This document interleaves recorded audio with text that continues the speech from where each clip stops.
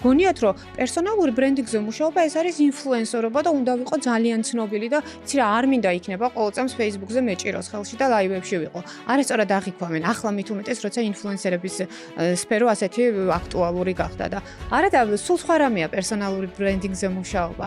ჯერ გამორკვევა იმისა ვინ ხარ შენ და რა გინდა და მე ამ შენი კარგობით მე ასე ვეძახი გარემოს რა სარგებელი. საქმიან ურთიერთობაში შენ რომ ფრილანსერი ხარ, ვიცი რომ ცოტა მოდუნებული ტიპი ხარ, არ ხარ შეიძლება მოჭიმული და ორგანიზაციური და კომპანიური ტიპი. მესმის ეს და ძალიან კარგია და ამიტომ არის ეს სფერო ასეთი აქტუალური დღეს, რომ თანამედროვე თაობაში ეს რაღაცა მოჭიმულობა კარგავს აქტუალურობას და გადადის თავისუფლებაზე. თუმცა ეს იმას არ ნიშნავს, რომ დისციპლინა ამოაგდოა. გაყიდვებში გეხმარება პერსონალური ბრენდინგი, ანუ ცნობადობა შენ სფეროში და ეს ცნობადობა უბრალოდ კი არა რომ ვაიმე სულ ჩანხარ და რომ ჩანხარ რა მაგარია. არა, რამდენად ასოცირდები შენ საქმესთან და პლუს ამას რამდენად ასოცირდები როგორც პროფესიონალი.